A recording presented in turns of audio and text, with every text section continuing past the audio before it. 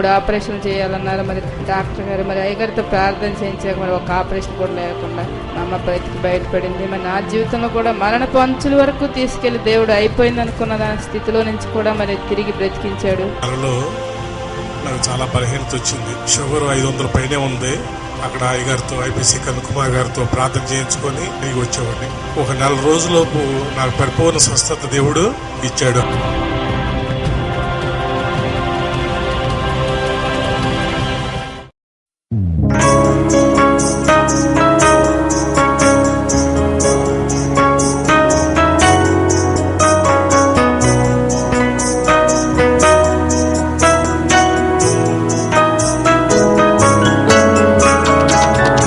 నీరెక్కల నీడలు క్షేమంగనే ఉన్నా, నీ నీడలోనే నే బ్రతుకుతున్నా. నీరెక్కల నీడలు క్షేమంగనే ఉన్నా, నీ నీడలోనే నే బ్రతుకుతున్నా.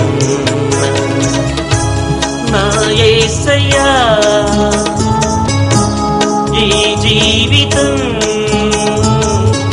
నీ ప్రేమలోనే ఫలించెలే. నా యేసయ్యా ఈ జీవితం నీ ప్రేమలో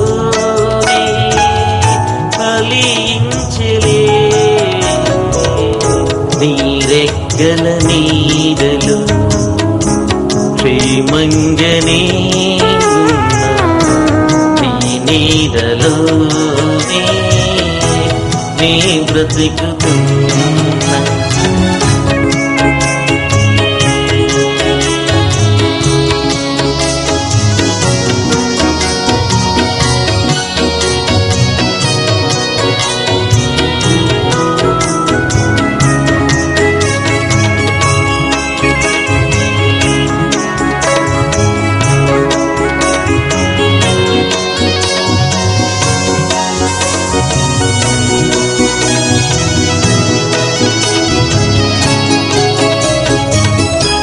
నా జీవితాన ఉదయించే నీ వెలుగు, నీ వాక్యమే నన్ను నడుపునే. నా జీవితాన ఉదయించే నీ వెలుగు, నీ వాక్యమే నన్ను నడుపునే. వికసించే పూలు పరిమళాల మధ్య నీ సాగిపోదు నా యేసుతోనే. వికసించే పూలు పరిమళాల మధ్య నీ సాగిపోదు నా యేసుతోనే.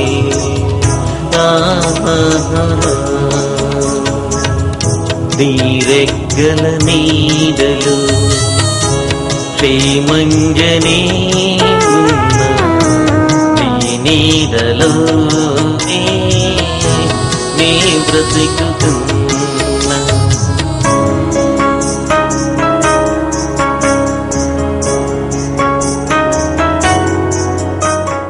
యెహోషువ 5వ అధ్యాయం 13 నుంచి 15 వచనముల వరకు. యెహోషువ యెరికో ప్రాంతమున ఉన్నప్పుడు అతడు కన్నులెత్తి చూడగా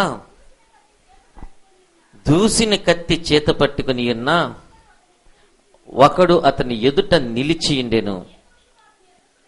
యెహోషువ అతని ఎద్దుకు వెళ్ళి, నువ్వు మా పక్షమున ఉన్నవాడవా మా విరోధి పక్షముగా ఉన్నవాడవా అని అడగగా అతడు, కాదు, యెహోవా సేనాధిపతిగా నేను వచ్చి ఉన్నాను. యెహోషువ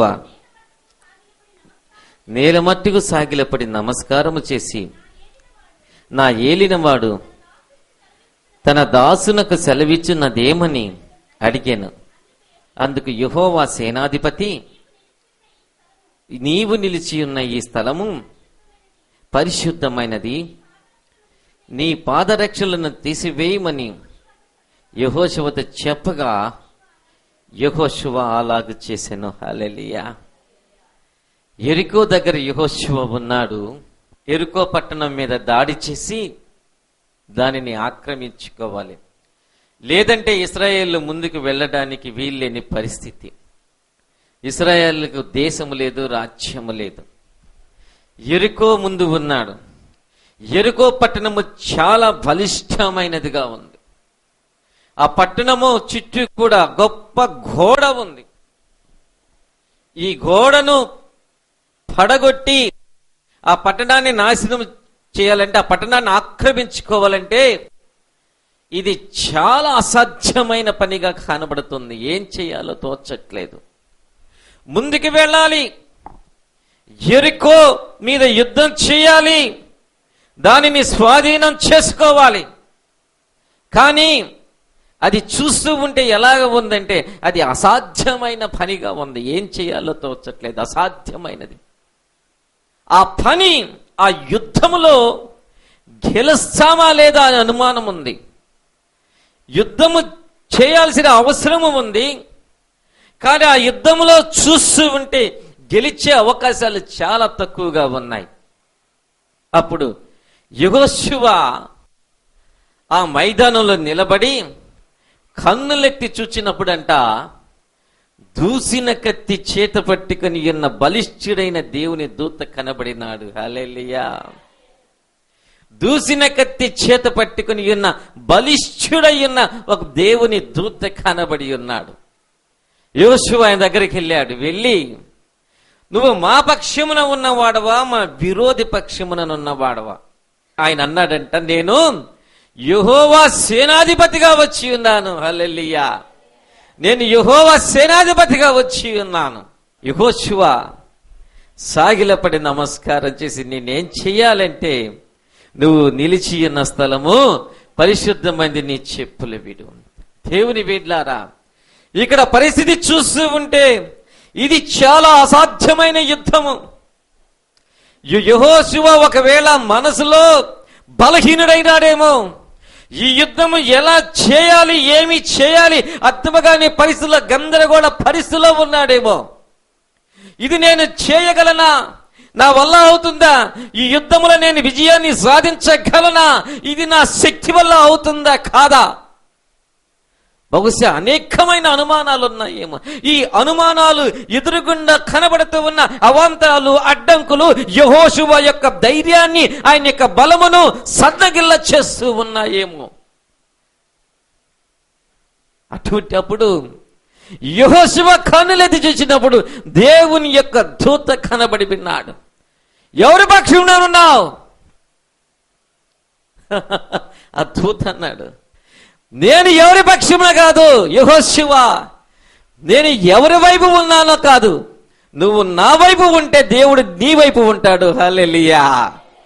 నేను ఉండవలసింది నీ వైపు కాదు యెహోషువ, నువ్వు నా వైపు, దేవుని వైపు ఉంటే నీ పక్షంగా దేవుడు యుద్ధం చేస్తాడు. హల్లెలూయా. మనం ఉండవలసింది, మనము దేవా నా పక్షంగా యుద్ధం చేయి, మంచిదే. మనం ఉండవలసింది దేవుని వైపున మనం ఉండాలి. దేవా నువ్వు నా వైపున రా అని కాదు, మనము దేవుని వైపున ఉంటే మన పక్షంగా దేవుడు యుద్ధం చేస్తాడు. హల్లెలూయా. నువ్వు ఎవరితో యుద్ధం చేస్తున్నావు? దేనితో యుద్ధం చేస్తూ ఉన్నావు? ప్రియమైన దేవుని బిడ్డలారా, దేనితో యుద్ధం నువ్వు చేస్తూ ఉన్నావు? ఎవరితో యుద్ధం చేస్తూ ఉన్నావు? ఏది నిన్ను కృంగదీస్తూ ఉంది? ఏది నిన్ను అధైర్యపరుస్తూ ఉంది? ఏది నిన్ను సన్నగిల్ల చేస్తూ ఉంది? ఏది నిన్ను బలహీన పరుస్తూ ఉంది? ఏది నిన్ను నా వల్ల కాదు, ఇది అసాధ్యమని చెప్పి నీకు అనిపింప చేస్తూ ఉంది? నిన్ను బలహీన పరిచేదేది? నువ్వు దేనితో యుద్ధం చేస్తూ ఉన్నావు? నువ్వు బలహీనంగా ఉన్నావంటే, అమ్మో నా వల్ల కాదు, నా చేత కాదు, అయ్యా నా చేతకు, అమ్మో ఈ కష్టం వచ్చేసింది, ఈ శ్రమ వచ్చేసింది, వచ్చేసింది, ఇంకేముంది, అయిపోయింది, అయిపోయింది, ఇక నా వల్ల కాదు, అయిపోయింది, ఏదనుకున్నానో అదే జరిగిపోయింది, ఇక నా వల్ల కాదు. అలా అనుకుంటే ఎప్పటికీ నీ వల్ల కాదు. నువ్వు యెహోషువ లాంటి వ్యక్తివి. నీవు హల్లెలూయా, యెహోషువ లాంటి వ్యక్తివి. నువ్వు యుద్ధము చేయబోతూ ఉన్నావు. నా వల్ల కాదు అనుకోకూడదు. క్రైస్తవుడు ఎవడు కూడా ఇది నా వల్ల కాదు అనుకోకూడదు. కొంతమంది అంటారు, వచ్చేసింది, అది యాడ్ నుంచి వచ్చినాయో కానీ ఆలోచనలు వచ్చేసాయి. ఈ కష్టం వచ్చిందా, ఈ శ్రమ వచ్చిందా, దీని ద్వారా దేవుడు నీకేదో నేర్పిస్తాడులే అమ్మా. కష్టం రప్పించి దేవుడు నేర్పిస్తాడంటే యాడుందో ఇది, ఈ డైలాగు ఈ బైబిల్లో. కష్టం వచ్చిందంటే దాని ద్వారా దేవుడు ఏదో నేర్పిస్తాడంట. ప్రియమైన దేవుని బిడ్డలారా, కష్టం వస్తే కష్టంతో నువ్వు పోరాడి గెలవవలసిన వ్యక్తివి. నువ్వు దానిని సహించి ఓర్చుకొని దానికి లోబడి నిన్ను నువ్వు కృంగ తీసుకొని బలహీనపరచుకోకూడదు. అది కాదు క్రైస్తవత్వం అనేది. కష్టం వచ్చినప్పుడు, శ్రమ వచ్చినప్పుడు, అనారోగ్యం వచ్చినప్పుడు నువ్వు దేనితో యుద్ధము చేస్తూ ఉన్నావో దానిని గురించి నువ్వు అధైర్యపడకూడదు. ఆ యుద్ధములో నువ్వు చూడవలసింది ఎవరినంటే నీ పక్షముగా దేవుడు పంపించిన యెహోవా సైన్యాధిపతిని నువ్వు చూడాలి. హల్లెలూయా. యెహోవా సైన్యాధిపతి నీ పక్షంగా వస్తున్నాడని నమ్మాలి. ఇదిగో దీనిలో, ఈ యుద్ధంలో నేను కాదు, నా పక్షముగా దేవుడు తన సైన్యాధిపతిని పంపుతున్నాడు. హల్లెలూయా. దేనితో నువ్వు యుద్ధం చేస్తున్నావు? ఏ అనారోగ్యంతో నువ్వు యుద్ధం చేస్తున్నావు? ఏ శ్రమతో నువ్వు యుద్ధం చేస్తున్నావు? ఏ కష్టంతో నువ్వు యుద్ధం చేస్తూ ఉన్నావు? ఏ ఆర్థికమైన ఇబ్బందులతో నువ్వు యుద్ధము చేస్తూ ఉన్నావు? లోకంలో నువ్వు దేనితో, ఏ సమస్యలతో నువ్వు యుద్ధము చేస్తున్నావు? కన్నులెత్తి చూడు. నువ్వు ప్రార్థన చేసి కన్నులెత్తి నువ్వు చూడగలిగే, దేవా నా సహాయాన్ని నాకు కనిపింపచేయ, ఇదిగో నువ్వు నాకు తోడుగా ఉన్నావు, నేను ఓడిపోయేదానికి అవకాశం లేదు, నేను గెలుస్తాను, దీనికి నేను భయపడను. హల్లెలూయా. చప్పట్ల నేను గెలుస్తానని చెప్పండి. చప్పట్ల కొట్టి నీ పక్కన వాళ్ళు చెప్పండి, నేను గెలుస్తానని చెప్పండి. నేను గెలుస్తాను. నీ పక్షముగా దేవుడు పంపిన సహాయాన్ని నువ్వు కన్నులెత్తి చూడగలాలి. నీ పక్షంగా దేవుడు సహాయాన్ని పంపుతూ ఉన్నాడు. నీ పక్షంగా ఆరోగ్యాన్ని దేవుడు పంపుతూ ఉన్నాడు. నీ పక్షంగా సమృద్ధిని దేవుడు పంపుతూ ఉన్నాడు. నీ పక్షంగా ఉద్యోగాన్ని దేవుడు నీకు పంపుతూ ఉన్నాడు. నీ పక్షంగా ఆదాయాన్ని దేవుడు నీకు పంపుతూ ఉన్నాడు. నీ పక్షంగా సమృద్ధిని దేవుడు నీకు పంపుతూ ఉన్నాడు. రాదు వస్తూ ఉంది. రాదు అనే మాట నీ యొక్క ఆలోచనలో కూడా ఉండకూడదు. నీ పక్షంగా దేవుడు నీకు సహాయాన్ని పంపుతూ ఉన్నాడు. హల్లెలూయా. కారణం ఏంటంటే మనం బలహీనపడిపోవడానికి కారణం దేవుడుతో మనకు అనుభవం లేకపోవడమే కారణం. దేవుడితో మనకు అనుభవం లేకపోవడమే. ప్రతి విషయంలో కూడా సంఘర్షణే. మన జీవితంలో అనేకమైన సంఘర్షణలు ఉంటాయి. అనేకమైన సంఘర్షణ.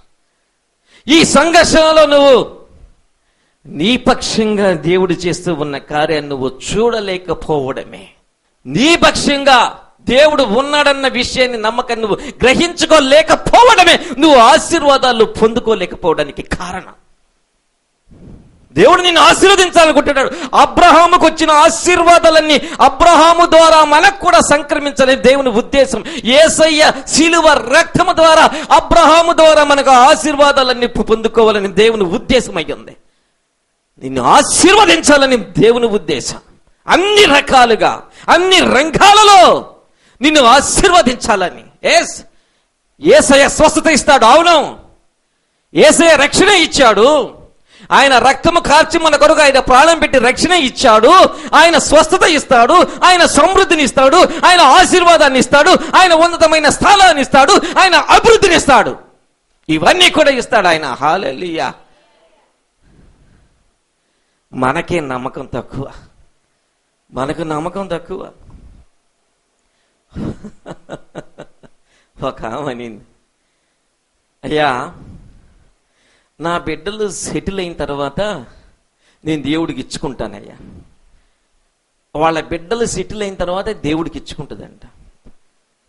అంటే దేవుడికి ఇవ్వవలసింది దొంగిలించి, అదేగా దేవుని వాక్యం, 10వ వంతు మీరు నాకు ఇవ్వకుండా నా డబ్బుని మీరు దొంగిలిస్తున్నారని.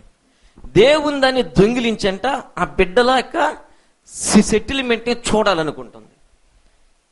అర్థమవుతుందా? దేవుడి డబ్బును దొంగిలించి ఆ డబ్బు ద్వారా ఆ బిడ్డల యొక్క క్షేమాన్ని, సెటిల్మెంట్ని చూడాలనుకుంటుంది. అవుతుందా? అది జరుగుతుందా? సెటిల్ కాలా? ఎలా అవుతారు? దేవుడు డబ్బును దొంగిలించి నీ బిడ్డలు సెటిల్ అవ్వాలనుకుంటే అది జరిగే పనేనా? అది నువ్వు దేవుని మీద నమ్మకం లేకపోతే, నీ బిడ్డల యొక్క సెటిల్మెంట్ దేవుని చేతుల్లోకి అప్పచెపితే నువ్వు ఊహించిన దానికన్నా అధికమైన స్థానంలో ఆయన ఉంచుతాడు. నువ్వు దేవుణ్ణి నమ్మలేకపోతూ ఉన్నావు. దేవుణ్ణి నమ్మలేకపోతూ ఉన్నావు కాబట్టి నీకు ఆశీర్వాదాలు నువ్వు సంపాదించుకోలేకపోతున్నావు. ఎంతమంది బీదలైన వాళ్ళు, దరిద్రులైన వాళ్ళు దేవునిలో నమ్మకస్తులుగా ఉన్నప్పుడు వాళ్ళ సంతానాన్ని దేవుడు ఎంత హెచ్చుగా దీవించి ఉన్నాడు, ఆశీర్వదించి ఉన్నాడు. నీ సొంతంగా నువ్వేదో నీ బిడ్డల్ని సెటిల్మెంట్ చేయాలి అనుకుంటే అది కొంచెము వరకే నువ్వు సెటిల్మెంట్ చేయగలవేమో. అదే దేవుడి చేతుల్లోకి అప్పజెప్పగలిగితే ఆ దేవుడు విస్తారంగా ఆశీర్వదిస్తాడు. ఆశీర్వదించే దేవుడు ఉన్నాడన్న జ్ఞానము కూడా లేదు. దేవుడు డబ్బుని దొంగిలించట సెటిల్మెంట్ చేస్తాడంట. ప్రియమైన దేవుని బిడ్డలారా, ఆశీర్వదించే దేవుడు మనకు ఉన్నప్పటికీ కూడా మనం ఆశీర్వాదాలు పొందుకోలేకపోతున్నామంటే కారణం ఆ దేవుని మనం అనుభవించట్లేదు, ఆయనను మనం నమ్ముకొనలేకపోతూ ఉన్నాం. ఇదే కారణం. ఆశీర్వదించే దేవుడు కలిగి ఉండి కూడా క్రైస్తవత్వంలో పేదలు ఎందుకు ఉన్నారంటే, అధమ స్థాయిలో ఎందుకు ఉన్నారంటే, మరి ఎందుకని వాళ్ళు అభివృద్ధి లేకుండా ఉందంటే కారణం ఆశీర్వదించే దేవుణ్ణి కలిగి ఉండి కూడా ఆ దేవుని నమ్ముకొనలేకపోవడమే. ఆశీర్వాదాలు పొందలేకపోతూ ఉన్నా. నేను అనుకుంటాను, కానుకల బాక్స్ చూసినప్పుడు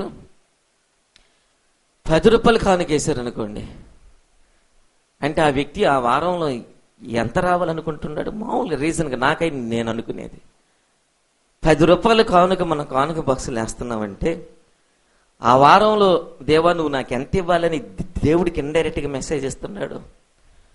30 అంతలు అనుకోండి, అంటే ఎంత? 300 చాలా? 60 అంతలు అంటే ఎంత?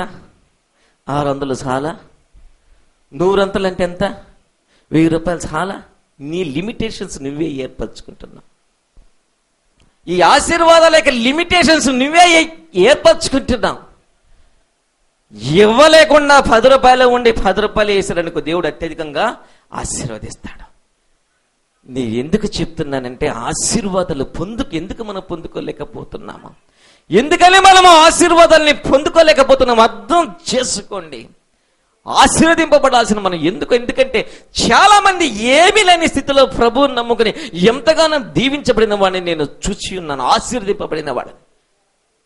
మన యొక్క మనస్సు చిన్నప్పటాంచి మనతో కలిసి పెరిగిన మనస్సు కుచ్చితపు ఆలోచనలు, బలహీనమైన ఆలోచనలు, నీచమైన ఆలోచనలతో పెరిగిన ఈ యొక్క మనస్సుని మనము దేవుని చిత్తంలోనికి నడిపించలేకపోతూ ఉన్నాం. 100 రూపాయలు వేస్తే కానుకల బాక్సులో దేవుడిని నువ్వెంత అడుగుతున్నా? 3000.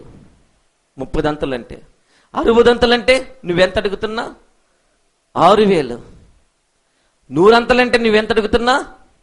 10,000. హల్లెలూయా, హల్లెలూయా. 10వ వంతు ఇస్తున్నామండి, అంతటితో చాలా అభివృద్ధి. ఇంకా కావాలా? ఇంకా కూడా కావాలి. హల్లెలూయా. నేను అనుకుంటాను, అందరితో చెప్తాను, అందరితో చెప్తా చాలా సంతోషంగా, మా సంఘంలో పేదోళ్ళు ఒక్కరు కూడా లేరని. హల్లెలూయా. అలా అని మన సంఘం ధనవంతమైన సంఘం కూడా కాదు. దేవునికి స్తోత్రం. మన సంఘంలో దేవుడు అందరినీ ఆశీర్వదించాడు. ప్రియమైన దేవుని బిడ్డలారా, ఆశీర్వదింపబడటం, మనం బలవంతులుగా ఉండాలి. మనము శక్తి లేని వాళ్ళంగా ఉండకూడదు. ఇటువంటి ఆలోచనలన్నింటినీ పక్కన పెట్టాలి. బలహీనపరిచే ఆలోచనలన్నీ పక్కన పెట్టాలి. వచ్చేసిందయ్యా కష్టం, ఇబ్బంది వచ్చేసిందయ్యా, నా మీదకి వచ్చేసిందయ్యా, ఏమి చేయాలో తోచట్లేదయ్యా, నా వల్ల కావట్లేదయ్యా, ఇది ఇంతే, ఇంకా ఈ నుంచి నేను బయటపడే అవకాశము లేదు. యెహోషువ, నువ్వు ఎవరి పక్షంగా ఉన్నావని అడిగితే సేనాధిపతి, నేను దేవుని సైన్యములకు అధిపతి దేవుని సేనాధిపతికి వచ్చాను. ఎవరైతే దేవుని వైపున ఉంటారో వాళ్ళ పక్షంగా యుద్ధం చేయడానికి నేను వచ్చాను. హల్లెలూయా. నీవు దేవుని వైపున ఉంటే నీ పక్షంగా యుద్ధము చేయడానికి దేవుని యొక్క సేనాధిపతి అయిన యేసయ్య నీ పక్షంగా యుద్ధం చేయడానికి వస్తాడు. హల్లెలూయా.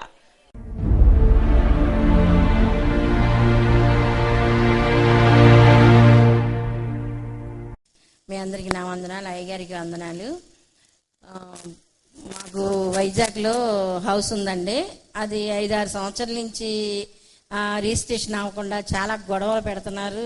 తర్వాత అది గ్రామ కంటగానే గవర్నమెంట్ భూములను చాలా ఇబ్బంది పెట్టేవారు. పోయిన నెలలో మేము ఇక్కడికి పవర్ మీటింగ్ వచ్చినప్పుడు నేను అనుకున్నాను, ఈ ఇల్లు కానీ రిజిస్ట్రేషన్ అయిపోతే నేను సాక్ష్యం చెప్పుకుంటాను, తర్వాత ఒక స్పాన్సర్ చేస్తారు ఒక కార్యక్రమానికి అని చెప్పేసి అనుకొని పోయిన నెలలో వెళ్ళానండి. వెళ్ళిన తర్వాత మాకు 20వ తారీఖు రిజిస్ట్రేషన్ అయిపోయింది. అయ్యగారికి వెళ్ళే ముందు ఫోన్ చేశాను, అయ్యగారు ఇలాగ రిజిస్ట్రేషన్కి వెళ్తున్నానండి అయ్యగారు అంటే, వెళ్ళమ్మా నీకేం అడ్డంకులు ఏమి ఉండమనేసి అన్నారు. వెళ్ళిన తర్వాత నాకు అసలు అక్కడ సమస్య రాలేదు. సరే వెళ్ళిన తర్వాత రిజిస్ట్రేషన్ అయిపోయింది, ఇంకా వచ్చేసాను. అందుకనే సాక్ష్యం చెప్పుకున్నామని చెప్పేసి ఒక కార్యక్రమం స్పాన్సర్ చేసామండి. ఆయన అమ్మటే వచ్చి అది చిన్న సాక్ష్యం. దేవుడు దీవించిన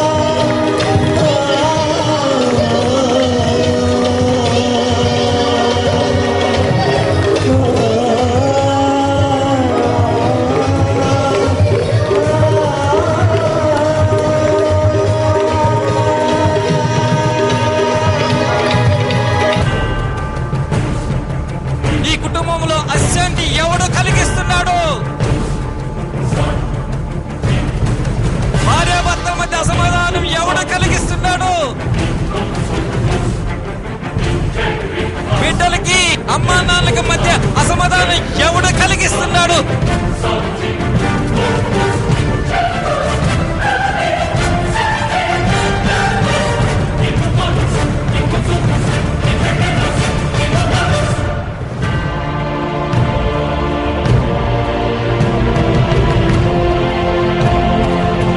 మూడు ఆపరేషన్లు చేయాలన్నారు. మరి డాక్టర్ గారు మరి అయ్యగారితో ప్రార్థన చేయించాక మరి ఒక ఆపరేషన్ కూడా లేకుండా మా అమ్మ బయటపడింది. మరి నా జీవితంలో కూడా మరణపు అంచుల వరకు తీసుకెళ్లి దేవుడు అయిపోయింది అనుకున్న దాని స్థితిలో నుంచి కూడా మరి తిరిగి బ్రతికించాడు.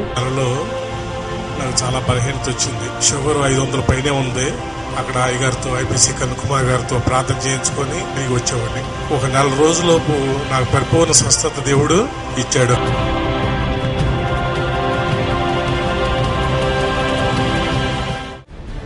ఎంతకాలం ఈ అనారోగ్యం, ఎంతకాలం ఈ ఆర్థికమైన ఇబ్బందులు, ఎంతకాలం ఈ నిరుద్యోగం, ఎంతకాలం ఈ అవమానాలు, ఎంతకాలం ఈ దుఃఖం, ఎంతకాలం ఈ సంతానహీనత, ఎంతకాలం వ్యాపారంలో ఈ నష్టాలు అని అనుకునిచున్నావా?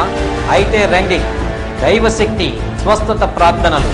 ఐపీసీ కరుణ్ కుమార్ గారి దగ్గరికి వచ్చి ప్రార్థన చేయించుకున్నాను.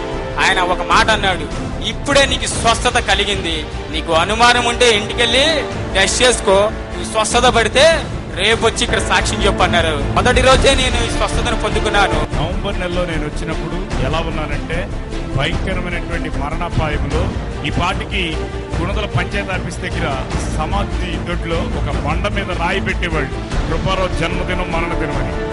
అటువంటి అబ్బాయిల నుంచి దేవుడు నన్ను తప్పించారు. ఒకే ఒక్క మాట ఇక్కడికి వచ్చి నేను ప్రసంగం విన్నాను, కానీ ఒకే ఒక్క మాట నన్ను ధైర్యపరిచింది. ఏంటంటే దేవుని సన్నిధి దిగి రావాలి, దేవుని సన్నిధి దిగి రావాలి. ఆ ఓన్లీ వన్ వర్డ్ నా జీవితంలో దేవుని సన్నిధిని అనుభవించాను. ఈ రోజున నేను అది మీకు యథార్థం చెప్తున్నాను. ఇక్కడ ప్రార్థన చేస్తూ ఉండగా దైవజనులు ఆరాధన ఆ యొక్క సన్నిధి పాట పాడుతూ ఉండగా ఎక్కడో లేదు పరలోకం మన మధ్యలోనే ఉన్నదని ఈ రోజున నిర్ధారణ చేయబడింది. 32,000 కాలబలం ఉండిగా 300 మందితో దేవుడు విజయం తెచ్చాడు. ఈ రోజున నేను సజీవుడిగా ఉండటానికి ఆయన ప్రార్థన నాకెంతో ఉపయోగపడింది. ప్రతి శుక్రవారం ఉదయం 9 గంటల నుండి మధ్యాహ్నం 3 గంటల వరకు దేవుడు నిన్ను ఆశీర్వదించాడు. నువ్వు ఇంకనూ కూడా దేవుడికి దగ్గర అవ్వవలసిన వ్యక్తివి. City light church, Anandapeta, Vijayawada bypass road, Machilipatnam. దైవజనులు బ్రదర్ ఐపీసీ కరుణ కుమార్ గారు దేవుని వాక్యం అందించి మీ కొరకు స్వస్థత ప్రార్థనలు చేసేదరు. వివరాలకు 9951735020.